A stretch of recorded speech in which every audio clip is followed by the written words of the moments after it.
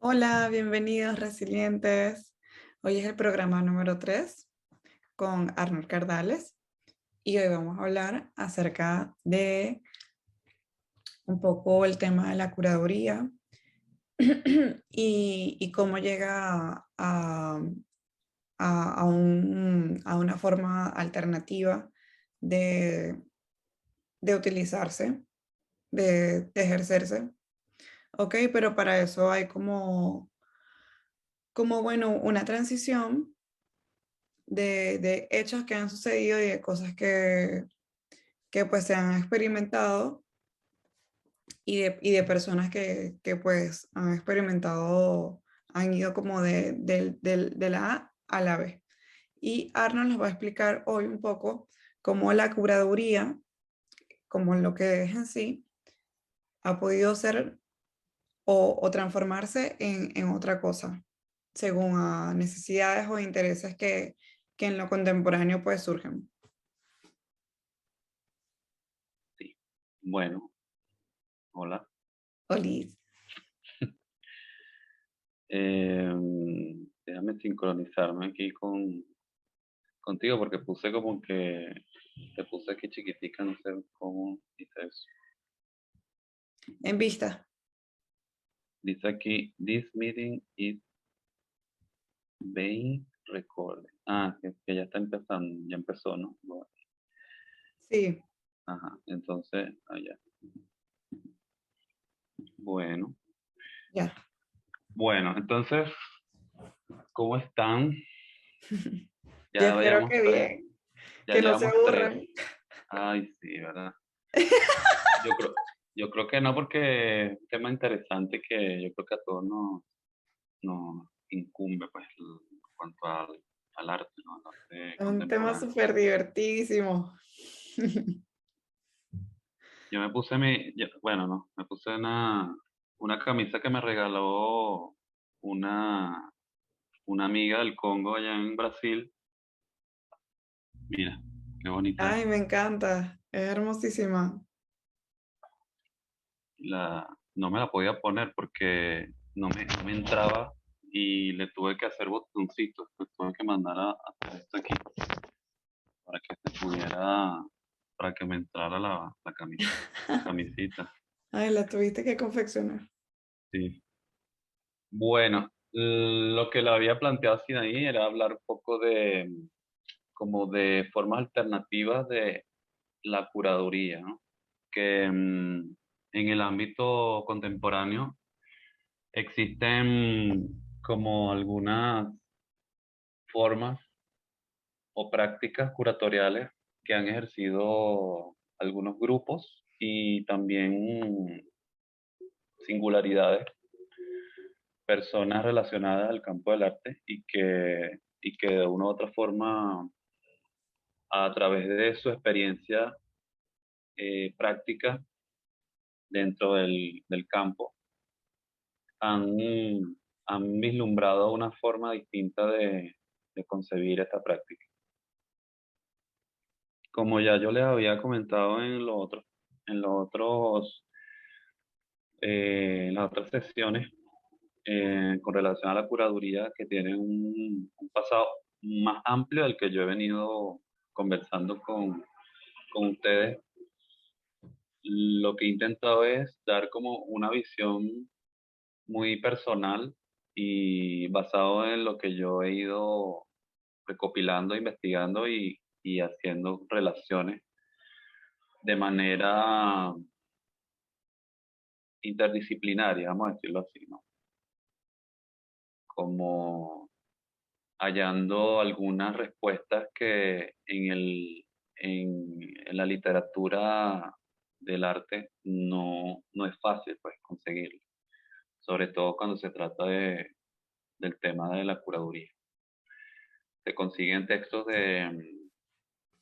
sobre, o sea, textos técnicos y históricos sobre el origen más que todo en estética, que hay bastante, allá hay una tradición desde Kant, bueno, desde Aristóteles obviamente, ¿no? Pero a nivel moderno ya desde Kant, Hegel, etcétera, que se dedicaron a escribir sobre estética, que son los pilares, digamos, de, del método que adoptaron mm, a nivel de cómo se concibe, de cómo se ve la práctica de, a nivel filosófico de lo que es el arte, ¿no? La belleza y todos estos conceptos eh, dentro del panorama occidental.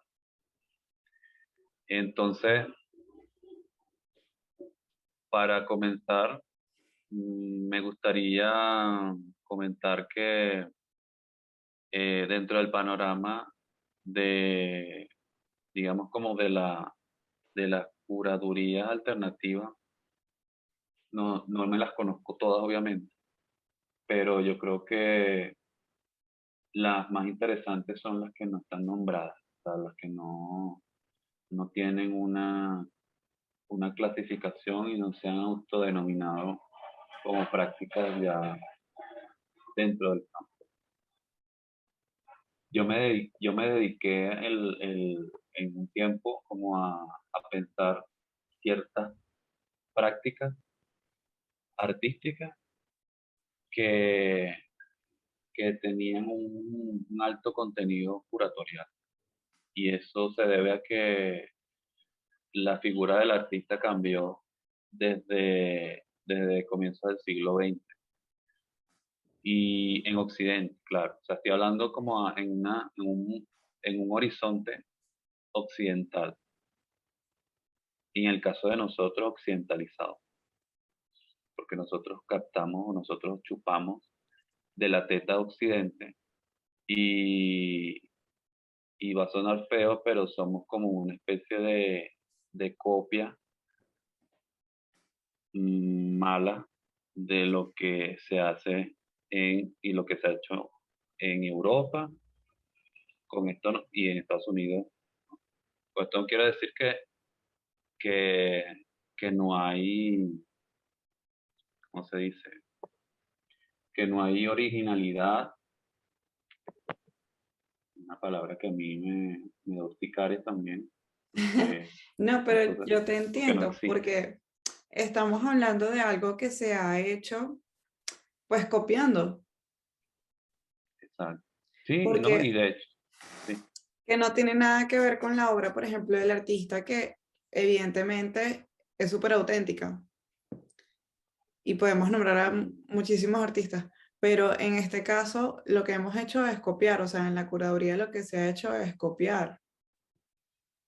sí, modelos. Y también sucede en la práctica de, del arte contemporáneo, porque bueno, como te comenté, en la concepción de arte que se tenía, bueno, en Occidente, en Europa, ¿no?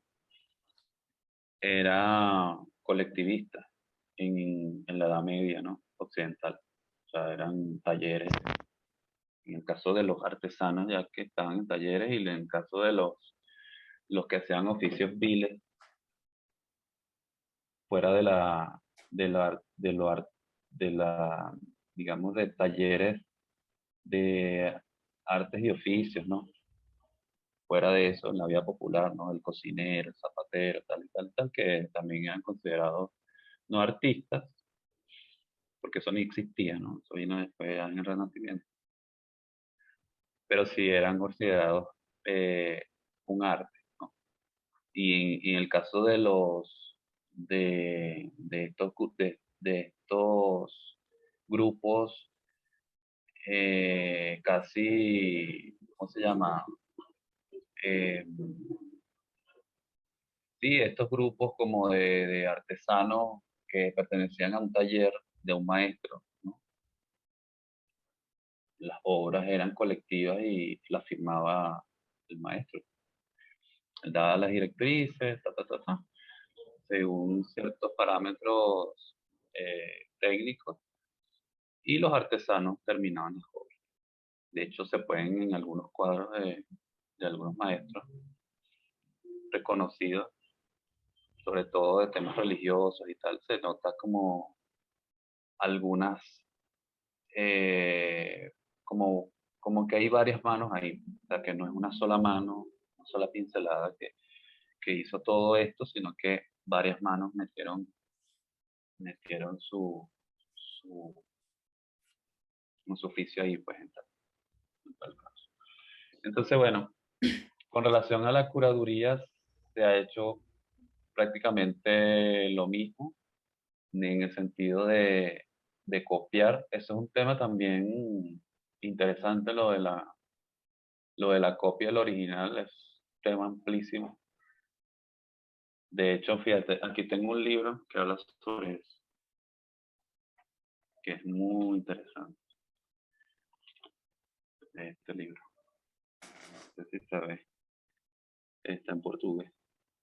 Bueno, se llama La invención del original, vía traducción, pseudotraducción y autotraducción. Es una, claro, aquí esta autora lo que habla es de la, de, de la, como del oficio de la escritura y de la traducción. O sea, de, de cómo ella prácticamente lo que hace, usando como ejemplos de la novela romántica, de los romances que llamaban, que hoy conocemos como novela moderna, como en un principio los, los las grandes obras que nosotros conocemos son producto de la copia.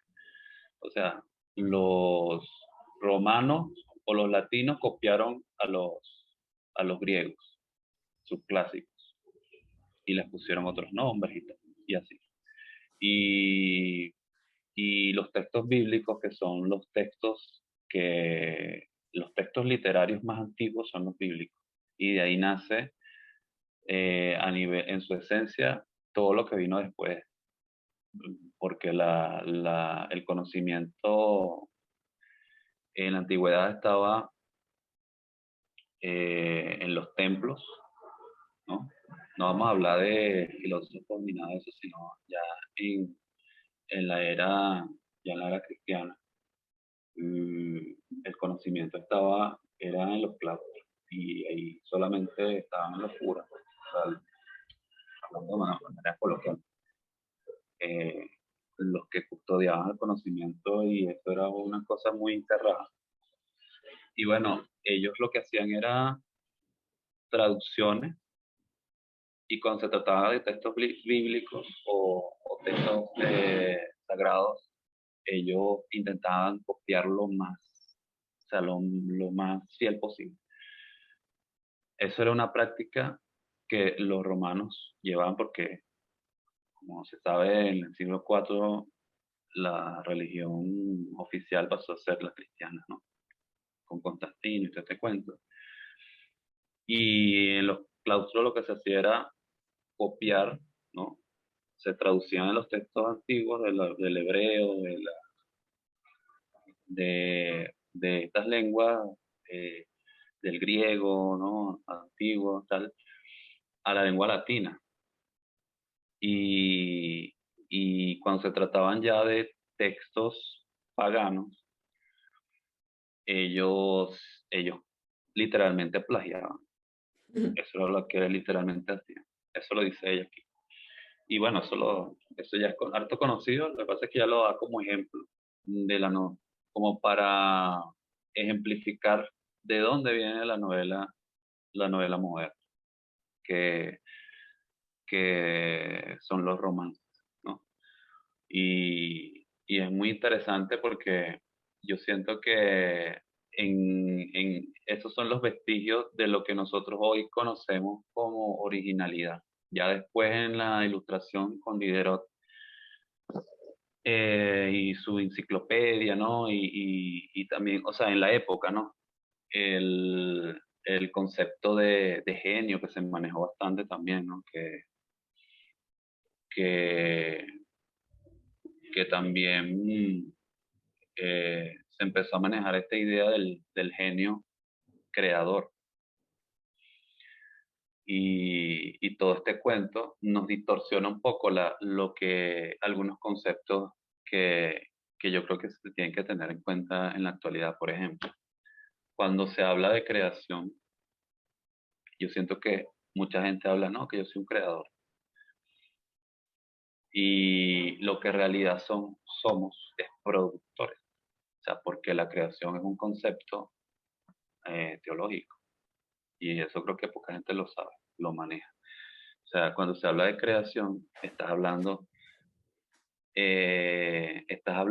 de que prácticamente tú eres un dios, ¿no? Y eso se dice y se valida y uno lo entiende y lo comprende y lo acepta de cuando te dice, no, yo soy un creador, ¿no? Y que todos somos dioses en potencia y todos creamos y tal. Pero a nivel concreto, a nivel social, cuando estamos hablando de, de objetos y de prácticas que impactan en la vida social, que no están escindidas de los otros campos que conforman el conocimiento y por tanto lo que da sentido común en la sociedad, porque quienes nos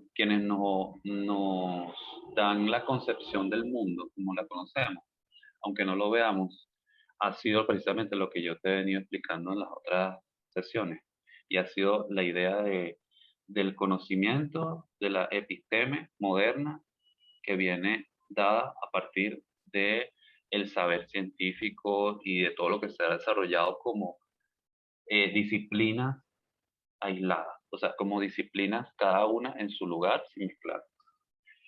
Eso evidentemente impacta en la sociedad y en los distintos campos de la vida y crea normatividades, crea normas, crea ideas, concepciones del mundo y eso se desparrama por toda la sociedad, ¿no?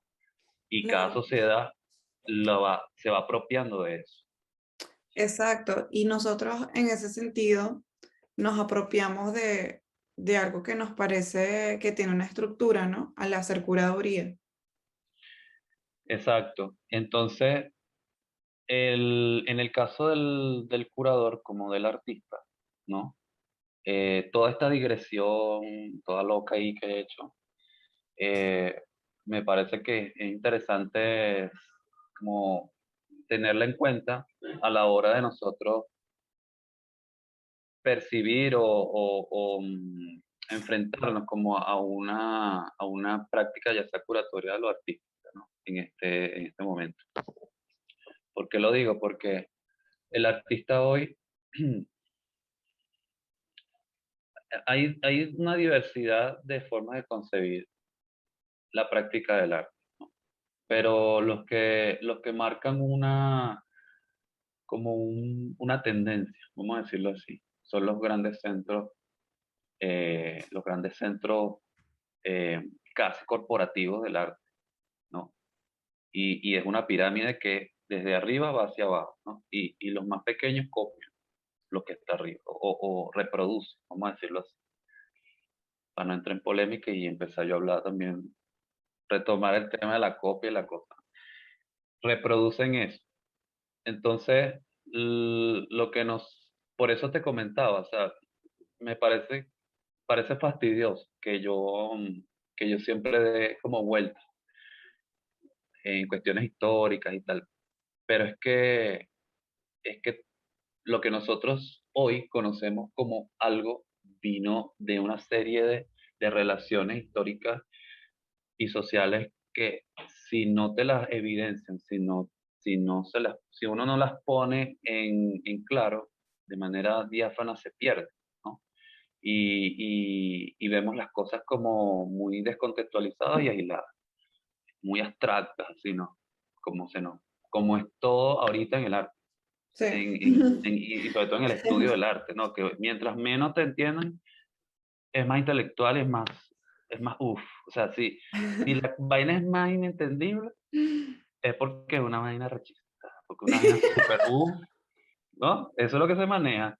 Si eres, mientras más críptico seas y más ecléctico, así a nivel de que poco de vainas ahí que tú ni sabes, bueno, eso es que es muy intelectual, eso es que Qué es muy terrible. cultural, así, muy guau. Y entonces no, mientras uno más claro sea, uno puede ser fastidioso, mejor. Entonces, el artista como el curador son sujetos sociales de una historia reciente, pero también de una historia que viene más allá de la modernidad y que son prácticas que se van concadenando, pero esa concadenación se pierde porque, porque lamentablemente el método histórico no da cuenta de todo. O sea, y es algo que ya se ha hablado bastante, Benjamin lo trata en toda su obra, que es muy interesante. Invito a que lo estudien, a Walter Benjamin, este filósofo alemán de origen judío.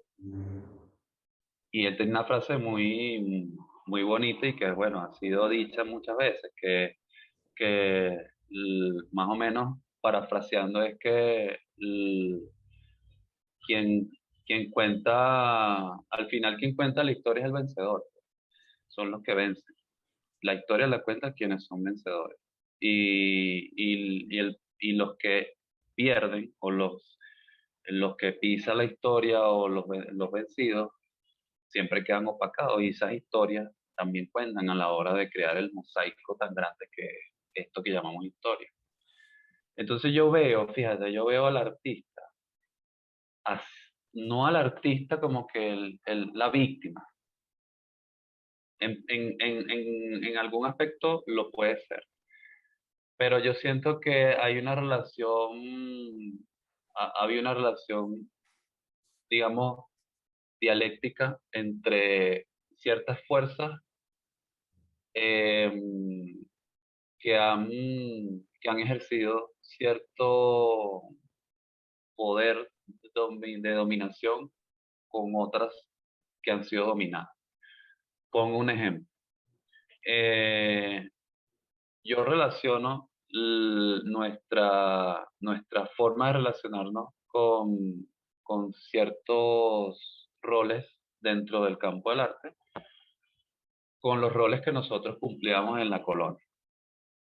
¿Y por qué digo esto? Porque, como te digo, la, la sociedad no está escindida de una serie de elementos que la conforman a nivel de campos, ¿no?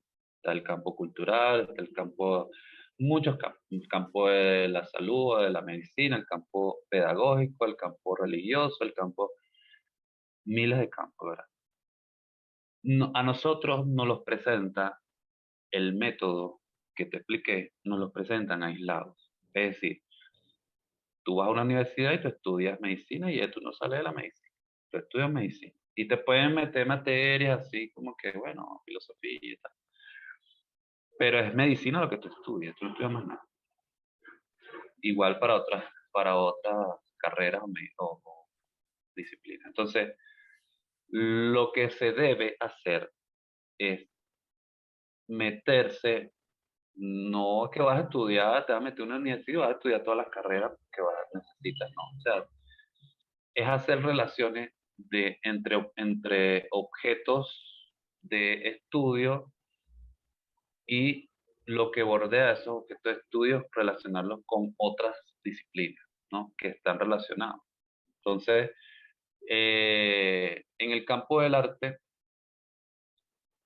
lo que nosotros llamamos artista o el rol que conocemos como artista, que, que es de invención, lo que tiene son lo que nosotros tenemos de descubrimiento, de descubiertos aquí, ¿verdad? En Occidente, l- ha sido, inclusive desde Europa, ha sido un oficio y de la antigüedad, ha sido un oficio que ha sido, vamos a decirlo así, marginal. ¿Por qué digo esto? Fíjate, en la República de Platón, para citarte un ejemplo, los artesanos quedaron fuera de la República, el artesano. Y en esa época, obviamente, la concepción de artesano no es la misma que en la Edad Media, eso lo tenemos claro. Pero ya el artesano, el que hacía, el que se dedicaba al oficio de las manos, era considerado eh, eh, Es decir, era prácticamente, estaba al nivel de un esclavo, porque ellos